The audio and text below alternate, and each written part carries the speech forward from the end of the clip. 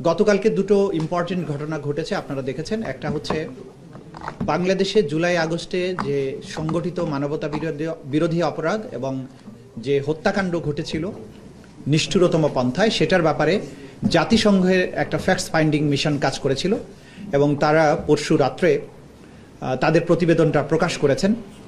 সেই প্রতিবেদনে তারা সুস্পষ্টভাবে উল্লেখ করেছেন যে শেখ হাসিনা এবং তার সুপিরিয়র রেসপন্সিবিলিটির আন্ডারেই বাংলাদেশে জুলাই আগস্টে গণহত্যা সংগঠিত হয়েছিল, মানবতা বিরোধী অপরাধ সংগঠিত হয়েছিল।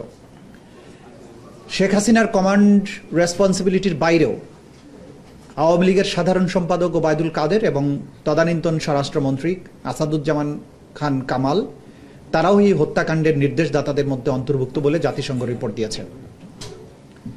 জাতিসংঘের রিপোর্টে যে সমস্ত বিষয় উল্লেখযোগ্যভাবে বলা হয়েছে সেগুলোর মধ্যে একটা হচ্ছে যে তারা বলেছেন 1400-র মতো মানুষ নিহত হয়েছেন, আহত হয়েছেন 14,000-এর কাছাকাছি মানুষ।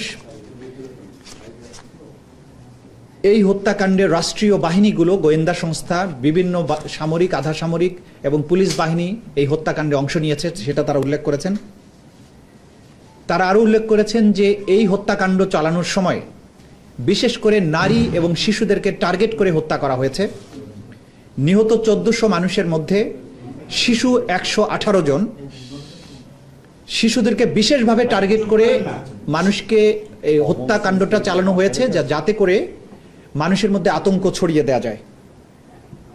জাতিসংঘ তার প্রতিবেদন আরও উল্লেখ করেছে যে যারা আহত হয়েছিলেন তাদেরকে চিকিৎসা সেবা নিতে বাধা দেওয়া হয়েছে, অ্যাম্বুলেন্স আটকানো হয়েছে, হাসপাতালের বেড থেকে গ্রেপ্তার করা হয়েছে, চিকিৎসা না দিতে বাধ্য করা হয়েছে, মৃত্যুর কারণকে ভুলভাবে উপস্থাপন করা হয়েছে, গোয়েন্দা নজরদারি করার মাধ্যমে ছাত্র নেতৃবৃন্দকে গ্রেপ্তার করা হয়েছে, তাদেরকে তুলে নেওয়া হয়েছে সিস্টেম্যাটিক পদ্ধতিতে, সেগুলো তারা উল্লেখ করেছেন।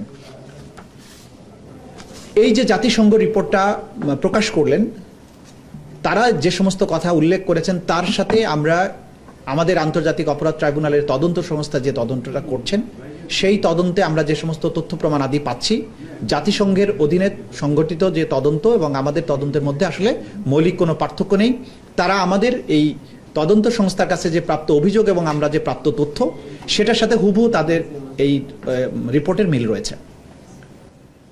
তারা বলেছেন তারা এই বিস্তারিত প্রতিবেদন প্রকাশের পরে তারা বেশ কিছু সুপারিশ করেছেন। সেই সুপারিশের মধ্যে 5টা সেক্টরে তারা সংস্কারের কথা বলেছেন। একটা হচ্ছে বিচার বিভাগের ব্যাপারে তাদের সুনির্দিষ্ট প্রস্তাবনা আছে, পুলিশ এবং সিকিউরিটি সেক্টরের ব্যাপারে প্রস্তাবনা দিয়েছেন, সিভিক স্পেসের ব্যাপারে তারা নাগরিক অধিকারের ব্যাপারে প্রস্তাবনা দিয়েছেন, পলিটিক্যাল সিস্টেমের সংস্কারের কথা বলেছেন, ইকোনমিক গভর্নেন্সের কথা বলেছেন। তা আমাদের সাথে রিলেটেড যেহেতু বিচার ব্যবস্থা, সেই সংক্রান্ত ব্যাপারে জাতিসংঘে যেগুলো বলেছেন, তারা যেটা বলেছেন যেহেতু সরকারের প্রধানের কমান্ড রেসপন্সিবিলিটিতে এই ঘটনাগুলো ঘটেছে এবং রাষ্ট্রীয় বাহিনীগুলো এটার সাথে সম্পৃক্ত ছিল, যে সমস্ত অফিসাররা এই ঘটনার সাথে জড়িত ছিল বলে প্রাথমিক তথ্য প্রমাণে পাওয়া যাবে, জাতিসংঘ সুপারিশ করেছে প্রত্যেককে সাসপেন্ড করার জন্য, ফেয়ার এবং ইম্পার্শিয়াল ট্রায়াল যাতে হতে পারে।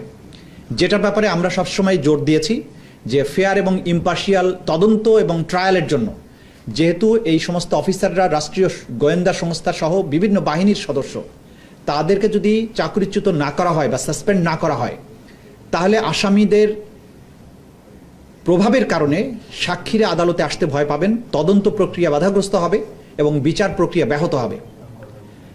আমরা এই প্রসঙ্গে উল্লেখ করতে চাই যে একই কথা আমরা কিন্তু বারবার বলছিলাম। এখানে তারা আন্তর্জাতিক অপরাধ ট্রাইব্যুনালের আইনের কিছু সংস্কারের কথা বলেছেন, যা তারা যখন রিপোর্টটা তৈরি করেছেন তার আগেই কিন্তু আন্তর্জাতিক অপরাধ ট্রাইব্যুনাল আসলে এই সংস্কারগুলো করেছে, নেসেসারি যে সমস্ত অ্যামেন্ডমেন্ট। শুধুমাত্র তাদের একটা কনসার্ন আছে যে মৃত্যুদণ্ডের ব্যাপারটা যেটা আছে সেটা তারা বলেছেন একটা মোরাটোরিয়াম, অর্থাৎ এক ধরনের মৃত্যুদণ্ড যদিও দেওয়াও হয় সেটা যাতে স্থগিত রাখা হয় এরকম একটা প্রস্তাব করেছেন। এইটার সুযোগ যেহেতু আমাদের ট্রাইব্যুনালের বিচারকদের হাতে ক্ষমতা আছে, তারা কি ধরনের দণ্ড দিবেন কি দেবেন না সেই বিষয়টা পরে দেখা যাবে। মোটা দাগে তাদের এই প্রতিবেদন থেকে সুস্পষ্ট হয়েছে দল হিসাবে আওয়ামী লীগ এবং তদানীন্তন প্রধানমন্ত্রী শেখ হাসিনা, স্বরাষ্ট্রমন্ত্রী আসাদুজ্জামান কামাল এবং আওয়ামী লীগের সাধারণ সম্পাদক ওবায়দুল কাদের তাদের সুনির্দিষ্ট পরিকল্পনা নির্দেশে বিভিন্ন বাহিনীর পাশাপাশি আওয়ামী লীগ, যুবলীগ এবং ছাত্রলীগ সরাসরি মারণাস্ত্র ব্যবহার করেছে এবং যে সমস্ত অস্ত্র তারা ব্যবহার করেছে সেটারও একটা পরিসংখ্যান তারা দিয়েছেন। শটগানের গুলি ছিল 12%, পিস্তলের গুলি ছিল 20%, মিলিটারি রাইফেলের গুলি ছিল 66% অর্থাৎ, এবং অন্যান্য অস্ত্রের আঘাত ছিল 20%। এই অস্ত্রের ব্যবহার এবং আহত নিহতদের এই পরিসংখ্যান থেকে বোঝা যায় যে একটা পুরো রাষ্ট্রযন্ত্র একটা জনগোষ্ঠীকে ওয়াইড স্প্রেড এবং সিস্টেম্যাটিক পদ্ধতিতে তাদের উপরে ঝাঁপিয়ে পড়েছিল তাদেরকে নিশ্চিহ্ন করার জন্য। এইটা মানবতা বিরোধী অপরাধের পক্ষে একটা সুস্পষ্ট এবং অসম্ভব জোরালো একটা প্রমাণ। এই প্রমাণটি আন্তর্জাতিক অপরাধ ট্রাইব্যুনালের তদন্ত সংস্থার মাধ্যমে একটা এভিডেন্স হিসেবে ট্রাইব্যুনালে আসবে, এবং যেহেতু জাতিসংঘ এটি বিশ্বের সবচাইতে বড় এবং সর্বজন গ্রহণযোগ্য একটা সংস্থা, তাদের এই রিপোর্টটা সম্পূর্ণ ইম্পার্শিয়াল, কোনো দলের দ্বারা প্রভাবিত হয়ে হয়নি। তারা আমাদের সাথেও কথা বলেননি, তারা অপরাধীদের সাথে কথা বলেছেন, ভিকটিমদের সাথে কথা বলেছেন, এবং যেখানে কথা বলা দরকার সেগুলো সেই জায়গায় কথা বলেছেন। সুতরাং এটা অকাট্য দলিল প্রমাণ হিসাবে এই আদালতে ব্যবহার করা যাবে, এবং সেটা আমরা ব্যবহার করব বলে আপনাদের জানাচ্ছি। দ্বিতীয় যে বিষয়টা নিয়ে আজকে আপনাদেরকে বলবো সেটি হচ্ছে যে আয়নাঘর অর্থাৎ গোপন যে নির্যাতন কেন্দ্র, টর্চার সেল এবং বন্দিশালা, গত 15 বছর ধরে সাবেক সরকার সিস্টেম্যাটিক পদ্ধতিতে বাংলাদেশের ভিন্ন মতকে দমন করার জন্য নির্যাতন, গোপনে হত্যা এবং গোপনে বন্দি করার যে একটা কালচারে পরিণত করেছিল সেটা উন্মোচিত হয়েছে। মাননীয় প্রধান উপদেষ্টা গতকালকে 3টি প্রধান গোপন বন্দিশালায় পরিদর্শনে গিয়েছিলেন, এবং সেখানে গিয়ে আমরা সেখানে গুম কমিশন, বিশ্বের বিভিন্ন দেশের সাংবাদিক এবং আমরা আন্তর্জাতিক অপরাধ ট্রাইব্যুনালের চিফ প্রসিকিউটর, তদন্ত সংস্থার সমন্বয়ক, আমরা সহ এটা ভিজিট করেছি। যে বিভৎসতার চিত্র আমরা দেখেছি, যে সমস্ত ইলেকট্রিক চেয়ারের কথা, যেটা ছবি এসেছে আপনারা জানেন, অনেকে এটা ভুলে বলেছেন যে শক দেওয়ার জন্য, এটা শক দেওয়ার জন্য না, ওই চেয়ারে বসিয়ে আসলে ঘুরানো হতো। একটা চেয়ারকে বসিয়ে যখন হাত পা বেঁধে দিয়ে ঘুরানো হয় কি পরিণতি হতে পারে আপনারা সেই বিভৎসতা কল্পনা করতে পারেন।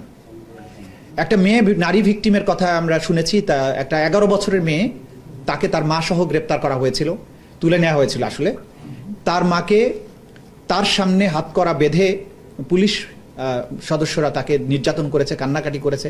সে মোটা ছিল, তার ভেতরে হাত করাটা কেটে মাংসের মধ্যে বসে গেছে। 11 বছরের বাচ্চাটা পাশেই একই জায়গায় বেঁধে রাখা হয়েছে, চোখ বেঁধে রাখা হতো। বাথরুম করতে গেছে, হাত করা খুলে দেয়নি মহিলা, তার মেয়ে 11 বছরের মেয়ে তখন তাকে সাহায্য করেছে, তার হাত করাটা খুলে দিয়েছে। একটা 11 বছরের বাচ্চা সহ একটা নারী রেহাই পায়নি, পুরুষ সদস্যরা তাকে নির্যাতন করেছে, এবং ওই মা আজও ফিরে আসেনি। আমরা ধারণা করছি যে তাকে হয়তো হত্যা করে তার লাশ কোথাও ভাসিয়ে দেওয়া হয়েছে। সেই মেয়েটা কিন্তু আইডেন্টিফাই করেছে কোন জায়গায় কোন কর্নারে তাকে রাখা হয়েছিল, কিভাবে তাকে নির্যাতন করা হয়েছে দেখিয়েছেন। 3টি ডিটেনশন সেন্টারে বন্দিরা যারা ছিলেন তাদের মধ্যে উল্লেখযোগ্য 2জন বা 3জন করে বন্দিরা গিয়েছিলেন। তারা আইডেন্টিফাই করেছেন কোন জায়গায় তাকে বেঁধে রাখা হতো, কোন বাথরুমে তাকে নেওয়া হয়েছে, কি কি যন্ত্রের সাথে তাকে টর্চার করা হয়েছে। আমরা যেটা দেখেছি যে এই টর্চার কেন্দ্রের ব্যাপক আলামত বিনষ্ট করা হয়েছে। নির্যাতনের জন্য যেখানে তাকে আটকে রাখা হতো, ঝুলানো হতো, সেগুলো ভেঙে ফেলা হয়েছে। অনেক আলামত আমরা জব্দ করেছি। ইলেকট্রিক শক দেওয়ার ব্যবস্থা ছিল, চোখ বেঁধে রাখা হতো, 3 feet by 3 feet, 2 feet by 3 feet cell, সেগুলো প্রধান উপদেষ্টা দেখেছেন, তিনি নিজে ঢুকেছেন সেগুলোর ভেতরে। অর্থাৎ একটা মানুষকে পৈশাচিক পদ্ধতিতে কত নির্মমভাবে নির্যাতন করা যায়, এই বন্দিশালাগুলো ভিজিট না করলে একজন মানুষের পক্ষে বিশ্বাস করাটাই কঠিন ছিল। আমরা যেটা বারবার বলেছি যে এই নির্যাতন কেন্দ্রগুলো ছিল, এবং যারা এর সাথে সম্পৃক্ত তাদেরকেই কিন্তু আমরা গ্রেপ্তারের জন্য বা এই বিচারের জন্য মুখোমুখি করতে চাই। এই দুটো তথ্যের পাশাপাশি আমরা যেটা বলবো যে অনেক কর্নার থেকে নানান ধরনের আর্গুমেন্ট করার চেষ্টা করা হচ্ছে যে বিভিন্ন আইন শৃঙ্খলা রক্ষাকারী বাহিনী, নিরাপত্তা বাহিনীর বিচার কি তাদের নিজস্ব আইনে করা যায় কিনা। আপনাদেরকে সুস্পষ্টভাবে বলতে চাই, আন্তর্জাতিক অপরাধ ট্রাইব্যুনাল আইন 1973 সেটি সংবিধান দ্বারা সংরক্ষিত এবং প্রোটেক্টেড। এই আইনটি বাংলাদেশের সকল আইনের উপরে তার বিশেষ মর্যাদা আছে। এই আইনে মানবতা বিরোধী অপরাধ, গণহত্যা, যুদ্ধ অপরাধ, এই সমস্ত আন্তর্জাতিক আইনের অধীনে যেসব অপরাধ আছে তার বিচার করা যায়। বাংলাদেশের সেনাবাহিনীর আইনে, বিডিআর বলেন, বিজিবি বলেন, র্যাব বলেন, কোনো আইনই গণহত্যা, মানবতা বিরোধী অপরাধের বিচার করার কোনো ব্যবস্থা রাখা হয়নি। এবং সুপিরিয়র রেসপন্সিবিলিটি এবং কমান্ড রেসপন্সিবিলিটির কোনো বিচারও কিন্তু এইসব আইনে করার সুযোগ নেই। সুতরাং যারা এই সমস্ত অপরাধ বাহিনীর মধ্যে থেকে অপরাধে সম্পৃক্ত ছিলেন তাদেরকে বিচার করার একমাত্র উপরে তার বিশেষ মর্যাদা আছে। এই আইনে মানবতা বিরোধী অপরাধ, গণহত্যা, যুদ্ধ অপরাধ, এই সমস্ত আন্তর্জাতিক আইনের অধীনে যেসব অপরাধ আছে তার বিচার করা যায়। বাংলাদেশের সেনাবাহিনীর আইনে বিডিআর বলেন, বিজিবি বলেন, র্যাব বলেন, কোনো আইনই গণহত্যা, মানবতা বিরোধী অপরাধের বিচার করার কোনো ব্যবস্থা রাখা হয়নি। এবং সুপিরিয়র রেসপন্সিবিলিটি এবং কমান্ড রেসপন্সিবিলিটির কোনো বিচারও কিন্তু এইসব আইনে করার সুযোগ নেই। সুতরাং যারা এই সমস্ত অপরাধ বাহিনীর মধ্যে থেকে অপরাধে সম্পৃক্ত ছিলেন তাদেরকে বিচার করার একমাত্র উপযুক্ত ফোরাম হচ্ছে আন্তর্জাতিক অপরাধ ট্রাইব্যুনাল। যারা যারা এই আইনে এখানকার মামলায় যাদের বিরুদ্ধে গ্রেপ্তারি পরোয়ানা জারি করা হয়েছে, আমরা রাষ্ট্রকে, আইন শৃঙ্খলা রক্ষাকারী বাহিনীকে বলবো নির্দ্বিধায় যে সেই আদালতের আদেশগুলো তারা যাতে পালন করেন, এবং সকল বাহিনী, সকল ব্যক্তিকে আমরা অনুরোধ করব যে একটা রাষ্ট্রের বিচার ব্যবস্থাকে সাহায্য করা আপনাদের দায়িত্ব, এবং কোনো ব্যক্তি বা কোনো প্রতিষ্ঠান কখনো রাষ্ট্র এবং জনগণের উপরে হতে পারে না। কোনো ব্যক্তি আইনের ঊর্ধ্বে হতে পারে না। জাতিসংঘ খুব ক্লিয়ারলি বলেছেন যে এই সমস্ত যারা ক্ষমতাসীন বিভিন্ন পদে অধিষ্ঠিত থেকে অপরাধ করেছেন তাদেরকে যাতে সাসপেন্ড করা হয়, আমরা এটার সাথে একমত। আমরা মনে করি যাদের বিরুদ্ধে সম্ভাব্য যারা অপরাধী, যাদের বিরুদ্ধে আমরা তথ্য প্রমাণাদি পাচ্ছি, যাদের বিরুদ্ধে ওয়ারেন্ট ইস্যু হচ্ছে এবং ওয়ারেন্ট ইস্যু ছাড়াও যাদের ব্যাপারে প্রাথমিক তথ্য প্রমাণ পাওয়া যাচ্ছে, আমি সরকারের কাছে অনুরোধ করব জাতিসংঘের এই তথ্য অনুযায়ী সেই ব্যাপারে যাতে সরকার পদক্ষেপ গ্রহণ করেন। এবং আপনারা ইতিমধ্যে জেনেছেন, সরকারও বলেছেন যে তারা জাতিসংঘের রিপোর্টকে স্বাগতম জানান, সেটার ভিত্তিতে যথাযথ পদক্ষেপ নেওয়া হবে আমরা আশা করছি। তো এই দুটো বিষয় আপনাদের অবহিত করার জন্যই আমরা বসেছিলাম। যদি আপনাদের কোনো প্রশ্ন থাকে আমি সেটা ডিল করতে পারি। মানে আপনি চাকরিচ্যুত করা কি আহ্বান জানাচ্ছেন না? না, আমরা যেটা বলেছি জাতিসংঘের আহ্বানে আছে যে যাদের বিরুদ্ধে প্রাথমিক তথ্য প্রমাণ পাওয়া গিয়েছে তাদেরকে চাকরি থেকে সাময়িক বরখাস্ত করা উচিত, সাসপেন্ড করা উচিত, এটা তারা বলেছেন। এটা আমাদের আইনেও আছে। আমরা মনে করি যে এই ব্যাপারে আইন অনুযায়ী যা করার কথা সেই পদক্ষেপ সরকারের গ্রহণ করা দরকার, বা সংশ্লিষ্ট যারা কর্তৃপক্ষ আছেন তাদের এই ব্যবস্থাগুলো গ্রহণ করা দরকার। জাতিসংঘের যে রিপোর্ট, সেখানে দুটি বিষয় আছে খুবই তাৎপর্যপূর্ণ। একটি শব্দ হলো পদ্ধতিগত নিপীড়ন, আর একটি হচ্ছে মানবতা বিরোধী অপরাধ। এই দুটি জিনিসই এই বিচারের সাথে টাচ করে। প্রত্যেকটি অভিযোগের ক্ষেত্রে কি আপনারা জাতিসংঘের এই জিনিসটি রিলেট করবেন কিনা?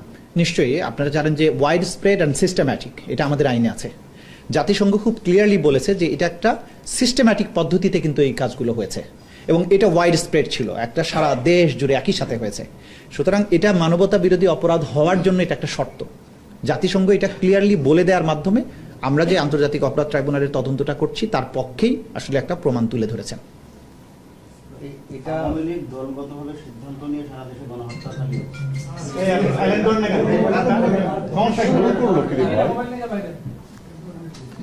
জি জি, প্রশ্নটা বলেন।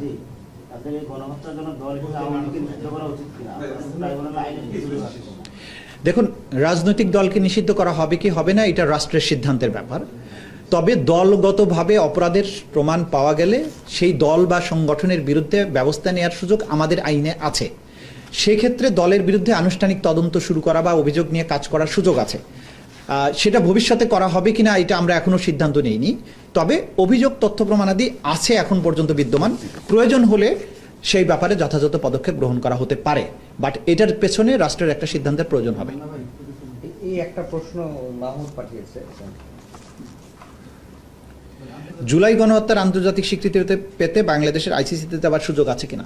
দেখেন, আইসিসিতে যাবার প্রয়োজন নেই। জাতিসংঘ যখন তদন্ত করে আপনাকে স্বীকৃতি দিচ্ছে যে এখানে এটা হয়েছে, তা আইসিসিতে আবার যাবার প্রয়োজন তো নাই স্বীকৃতির জন্য। আন্তর্জাতিক স্বীকৃতি তো অলরেডি জাতিসংঘ দিয়েছে। জাতিসংঘের এই স্বীকৃতির পরে আর কোনো বড় ধরনের স্বীকৃতির প্রয়োজন নেই। আর আইসিসিতে যাবার প্রশ্ন আসে তখনই যদি কোনো রাষ্ট্রের ভেতরে সংগঠিত মানবতা বিরোধী অপরাধের বিচার করতে সেই রাষ্ট্র সক্ষম না হয়, অথবা সেই রাষ্ট্র আনউইলিং হয়। দুটো ক্ষেত্রে, একটা রাষ্ট্র ইচ্ছুক না এই বিচার করতে, আর একটা রাষ্ট্র এই বিচার করতে সক্ষম না, সেক্ষেত্রে কোনো স্টেট পার্টি আইসিসিতে যেতে পারে। আমাদের রাষ্ট্র এই বিচার করতে শুধু সক্ষমই না, তারা এই ব্যাপারে চরমভাবে উদ্গ্রীব। সুতরাং আমাদের আইসিসিতে যাবার প্রয়োজন নেই। Thank you. মোট কথা হচ্ছে যে আজকের এই ব্রিফিংয়ে সেটা হচ্ছে যে ইউএন যে রিপোর্টটা দিয়েছে এটি বিচারের দলিল হিসেবে আপনারা ট্রাইব্যুনালের ব্যবহার করবেন। জি জি। আর আরেকটা বিষয় হচ্ছে যে যারা এখনো তাদের বিরুদ্ধে প্রাথমিক অভিযোগ পাওয়া যাচ্ছে, তারা যদি চাকরিতে থাকেন বা প্রশাসনের যে লেভেলে থাকে তাদেরকে সাময়িকভাবে রিপোর্ট অনুযায়ী ব্যবস্থা নিতে হবে, এই তো? জি Okay. জি। এটা কি চাকরি? এটা আমাদের তদন্তের ক্ষেত্রে সাহায্য করবে, কারণ এটা আমাদের আইনেরও বিধান আছে, জাতিসংঘ এটা জোরালোভাবে সুপারিশ করেছে। সুতরাং জাতি বিচার দেখতে চায় এবং সুষ্ঠু এবং নিরপেক্ষ বিচার করতে হবে আমাদেরকে, শুধু বিচার যেন তেন উপায়ে নয়। সেই সুষ্ঠু এবং নিরপেক্ষ তদন্তের সাথে যা যা করা দরকার সেটা করা উচিত প্রত্যেকেরই। এবং সবাইকে আমরা যেটা অনুরোধ করছি যে যার জায়গা থেকেই সবাই সহযোগিতা করবেন, কারণ রাষ্ট্র দেশ সবার উপরে।